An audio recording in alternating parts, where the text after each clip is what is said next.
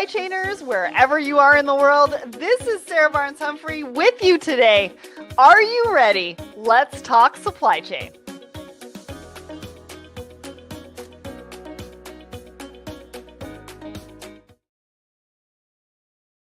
Hello, everyone, and welcome to Thoughts and Coffee. My name is Sarah Barnes-Humphrey. I am the founder and host of Let's Talk Supply Chain, the Blended Podcast, and the founder of the Blended Pledge.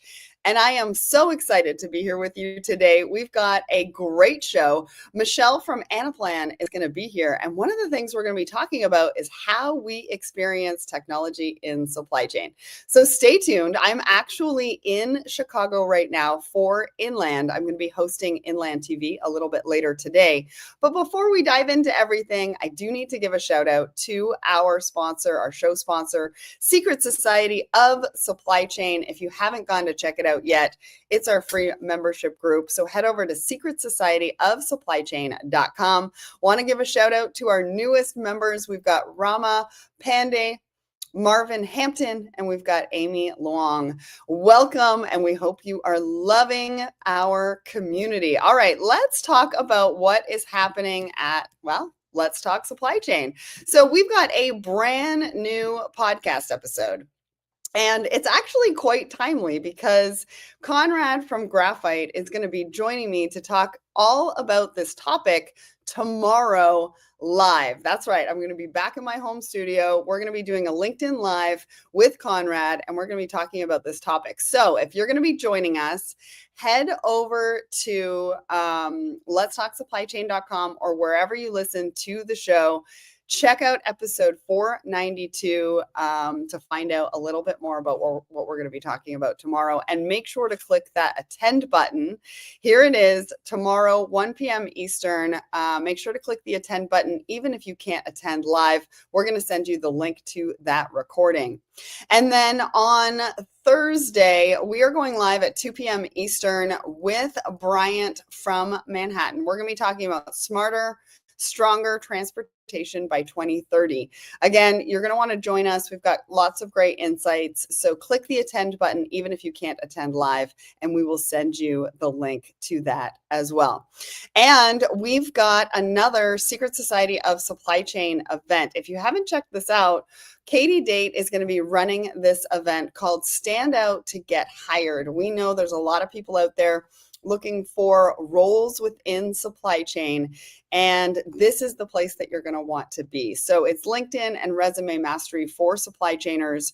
Go and check that out. Click the attend button. We've got all the links in the comments for you as well. Last but not least, we are also going to be going live from Viz Now. So the first week of November, I'm going to be at Viz Now with Scipio, and I'm going to be interviewing a lot of the game changers on site at their event. And then we're going to share those insights with you live at, it looks like 12 p.m. Central, but that will be 1 p.m. Eastern, so that you don't miss out on any of the conversations that we're having at Viz Now. So click the attend button. We'll send you the link, even if you can't attend live. Now, my team and I put this up, I think it was yesterday or the other day, and I wanted to share it with you. We had some fun with supply chain. So if supply chain was a Netflix series, what would that look like? And we went through some of the most trending shows on Netflix and how it actually comes back to supply chain. So go and check that out because we've put the link in the comments there as well. Last but not least, we do need to talk about where we're going to be in person. So we're going to be at the Women in Supply Chain Forum, November 18th through 20th in Clearwater, Florida. Now, Katie Date and I are running a workshop on the morning of November 20th. We really want you to come and join us. So make sure that you sign up for that. We're also most likely going to be doing a Women in Supply Chain dinner the evening of the 20th as well. So if you want to be invited to that, make sure that you send me a direct message on LinkedIn. February 9th through 11th, we're going to be at Manifest.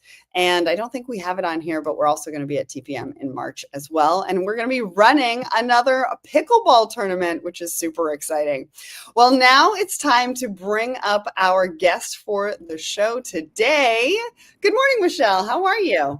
Good morning. I'm great. How are you? Awesome. It's great to see you. Now, for anybody who is watching and listening, we want to know where you're watching and listening from. So make sure to put that in the comments. We want to put you up on screen.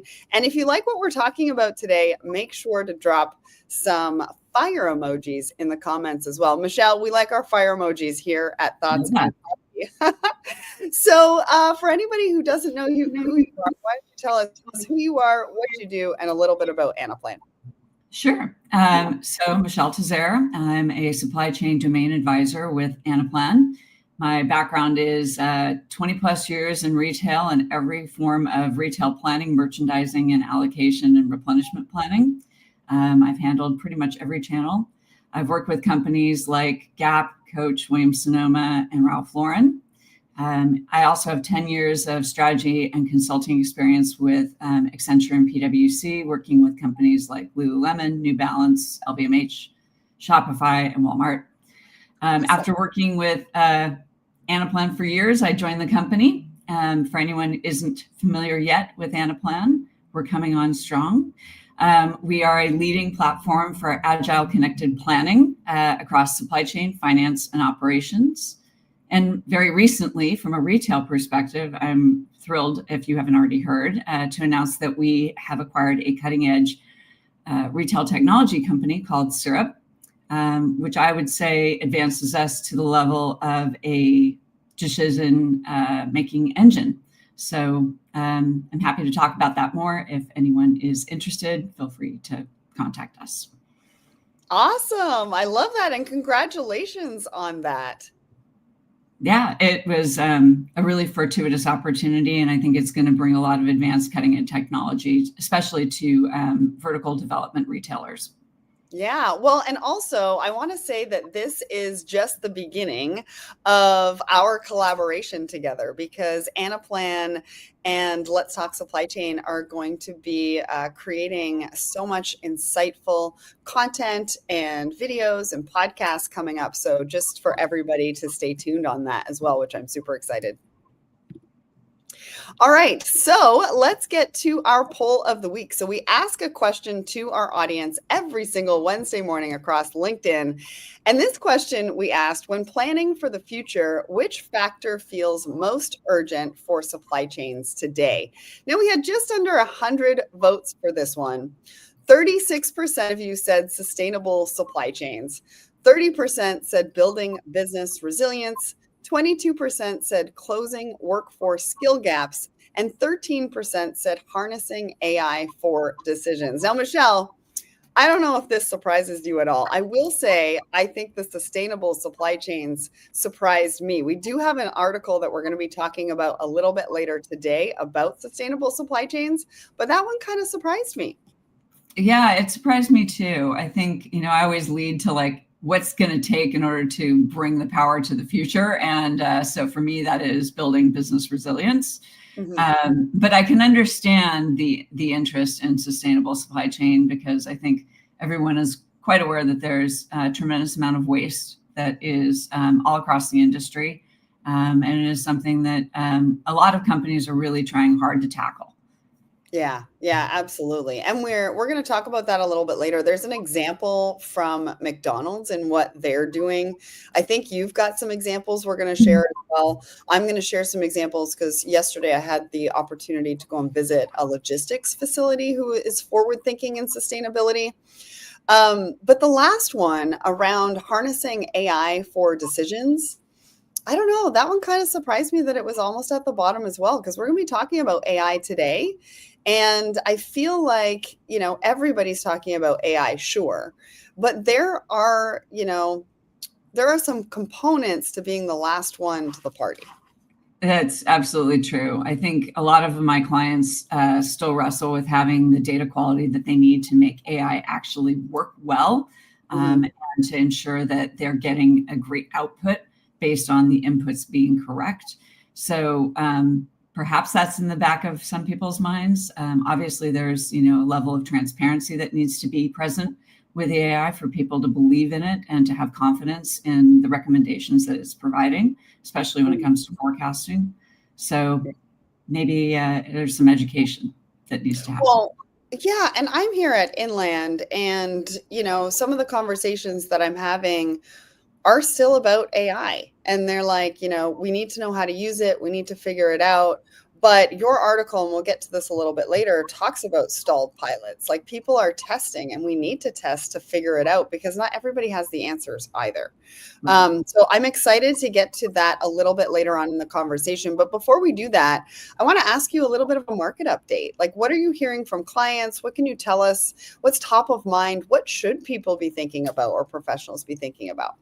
Well, one, I don't probably have to tell them. Many of them are very focused on the ability to cost and the investment in inventory heading into late part of this year and next year, which is being impacted by tariffs and the uncertainty of tariffs. And that means that they're not really sure how much to buy or how much to plan for.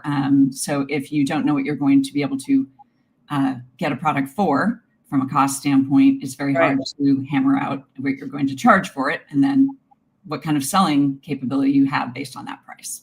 Yeah, absolutely. That actually is top of mind here in a lot of the conversations that I'm having at Inland, especially with some of the rollout of the newest ones. I believe there's tariffs on products coming out of India. There's heavy trucks as well. And I was talking to somebody the other day, and they might not actually be manufactured offshore. So that one might be, somewhat okay. I think, the way that I'm talking about it really is how the majority of people are talking about it, in like, how do we navigate this? What does it actually mean? What does it actually look like?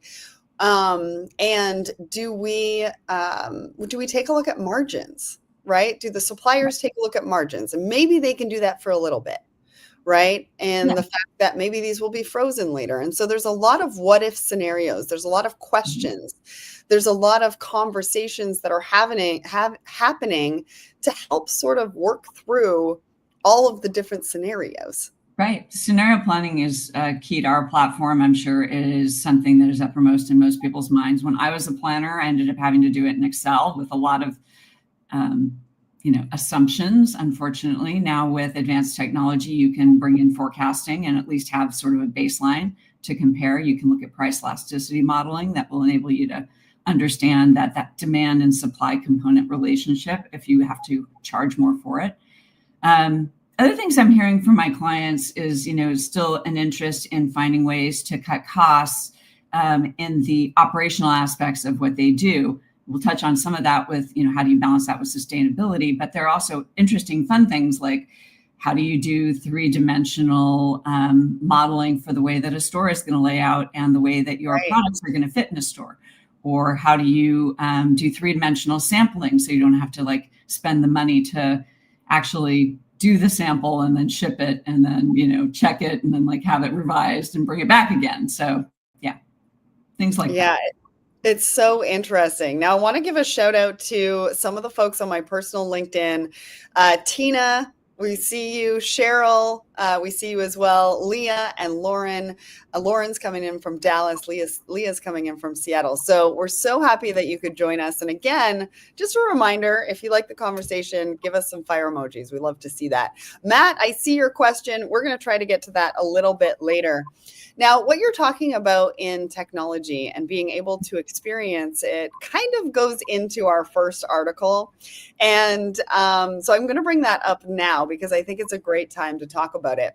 Now, if anybody hasn't seen this was a recent article on The Hustle. Everybody who watches this show knows that I like The Hustle. They come out with some pretty cool articles, some conversations around supply chain every once in a while as well. But this one really stood out for me because it's talking about a tech store in Times Square where you can experience, as a consumer, you can experience different technologies. I think there was a toaster in there. I don't know. You have to go and read the article. We're going to put the link in the comments for you. But what had me thinking about was, how do we experience technology in supply chain as supply chain professionals? Sure, we talk about it. Sure, we go and see customers. We do demos. We can do demos online. But how do we get it into the hands of the clients? So I'm going to stop there. Michele, what did you think about this one? Because I thought it was such a super interesting concept that maybe we haven't even really thought about.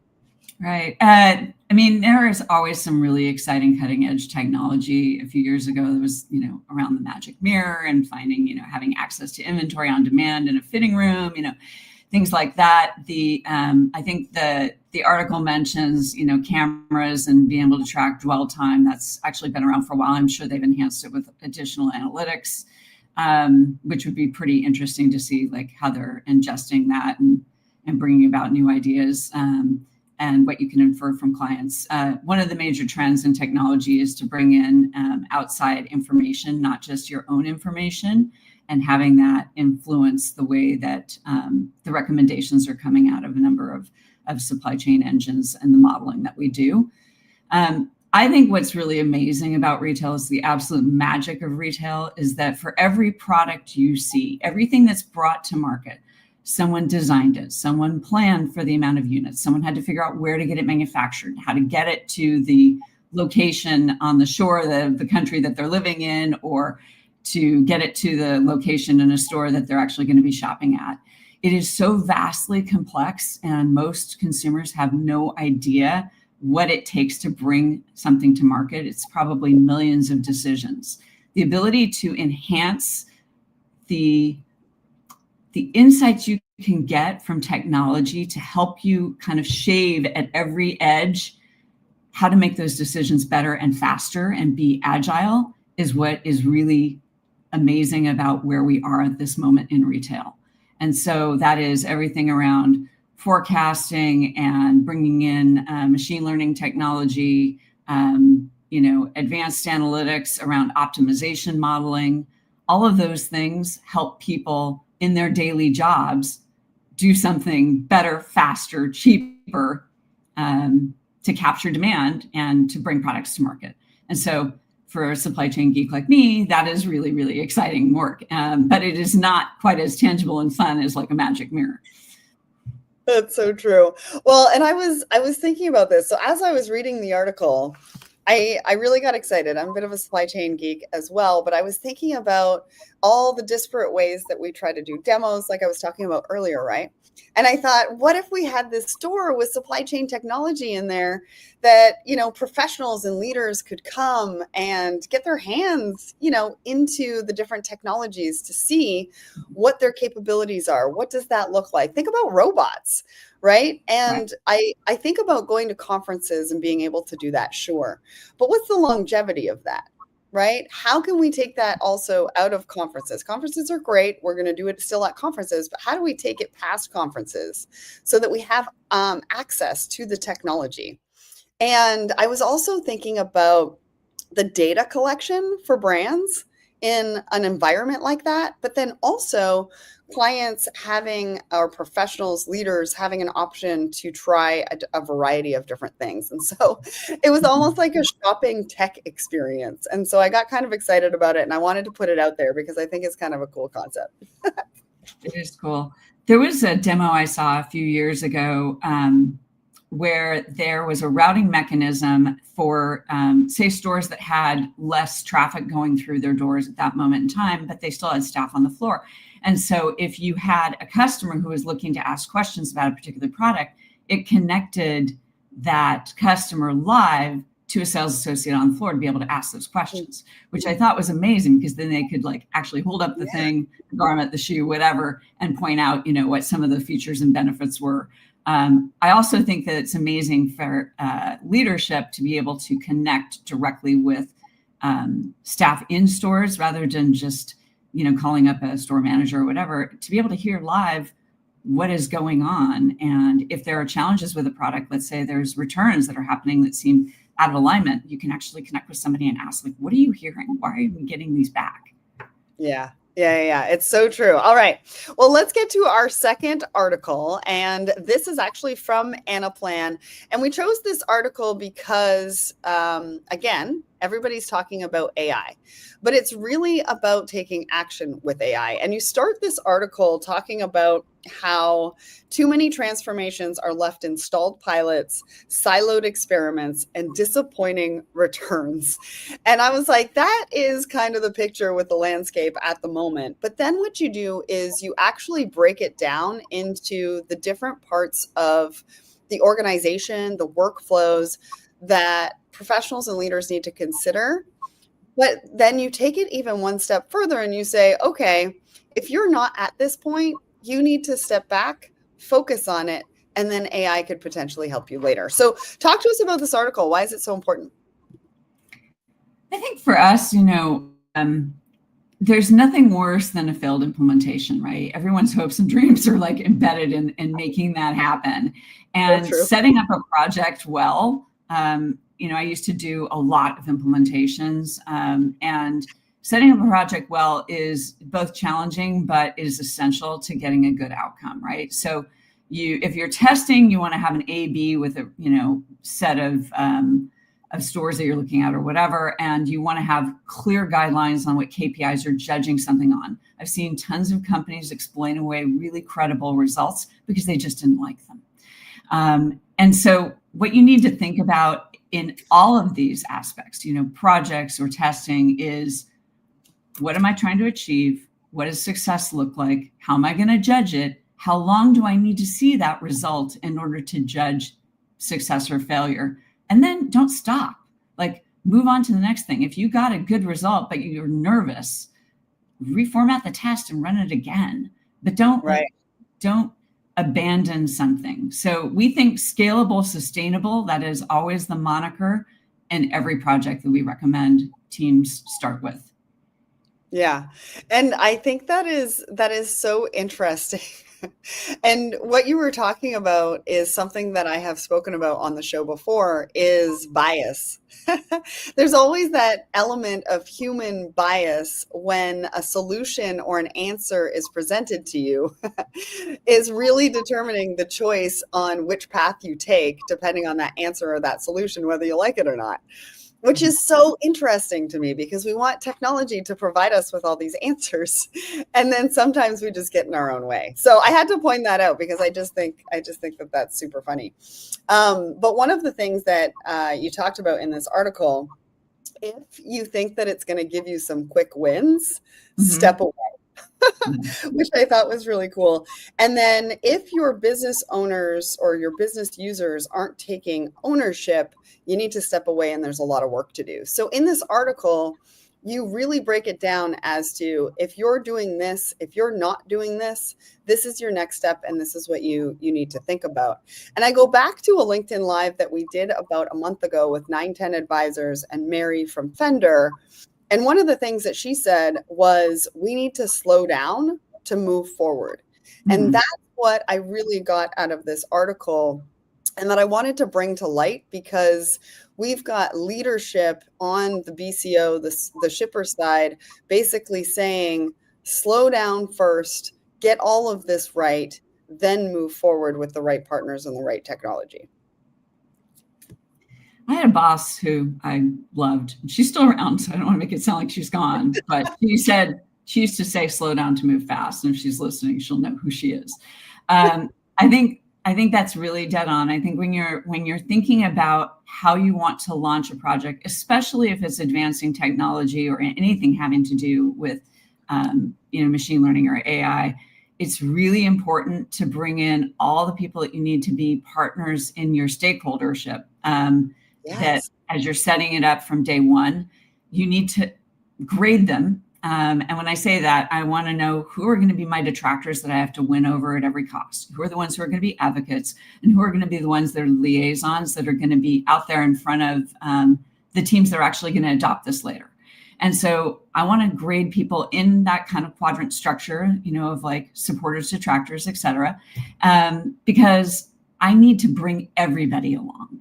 And I need to make sure that they are comfortable with what we are doing. And so thinking about it from day one, and then planning your project based on that, how you're going to keep them involved, how you're going to bring them into testing, how you're going to show them exactly under the covers what is going on, building the transparency actually into the toolkit so they can actually see the components of a forecast, for instance, really critical.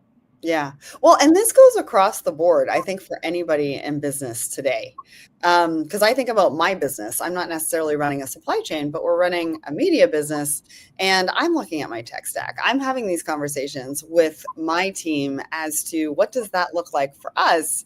How are we going to implement this? What does automation look like? What are the things we need help with?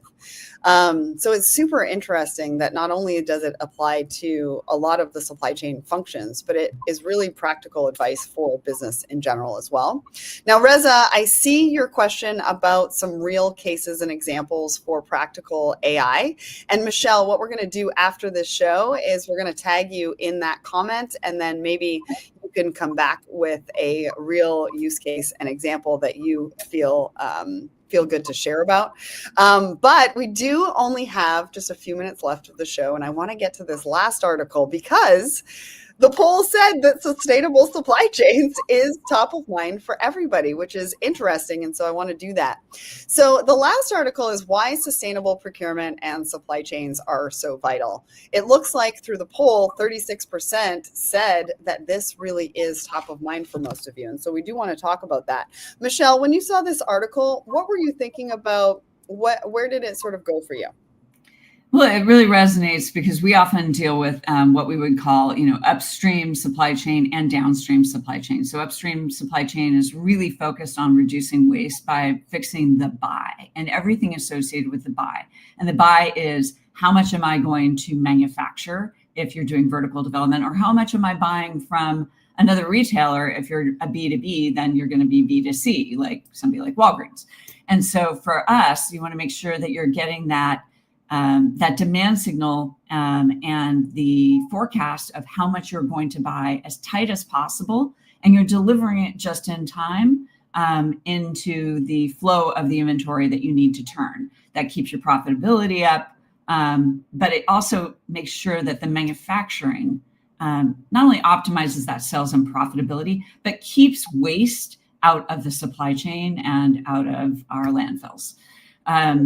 The downstream side of things is getting that product into the right location, making sure that it is going to where it has the chance to sell most profitably at full price or at a low promo. Think of it as propensity to sell. And the modeling for that is quite sophisticated. But the important thing there is that you can focus on the drivers that are like the number of weeks of supply you need and when you're going to deliver just in time, so that inventory stays in the DC as long as possible and then picks out right before the demand cycle needs to hit. That ensures that it never is getting stranded in a store for markdown, and it keeps profitability up while also ensuring that your amount of logistics is very tight, which means that there's less, carbon footprint. Yeah, that's such a great example. And in this article, they also talk about how McDonald's is thinking about sustainable supply chains, and they're thinking about it from the community level. So from a farming level, they're thinking about it from really the first mile, right? The sourcing, the growing of the food, and investing in the next generation of farmers. Mm-hmm. And it's really interesting how different brands think about sustainability, because listen, sustainability is overwhelming because it needs to be in every single area of your supply chain. And supply chain is vast, it's complicated, it's complex, right? You've got sourcing, you've got procurement, you've got manufacturing. There's so many different components. But the fact that I think a lot of organizations can pick one thing and focus on it, and then do that well and do it right, and then maybe focus on a different one. I was recently yesterday at RIM Logistics, and they gave me a tour of their facility, special machinery, lighting, EV forklifts. So they were thinking about it from their facility perspective, and they were focusing in on that. And so I just want to put it out there because sustainability can get just as overwhelming as technology and AI. And I think if we pick one area and do that well, we can always move to another. I want to do a brief shout out to the companies that are actually going after paper for the way that they're doing all their shipping wherever possible. It's carbon paper, so it's fully recyclable. There are a few. I see you. I hope that spreads. Awesome. Well, that is a great note to end on. Thank you so much to everybody who joined us today. We see you in the comments. We see all your fire emojis and we appreciate it. Michele, thank you so much for coming on the show today and sharing all your insights.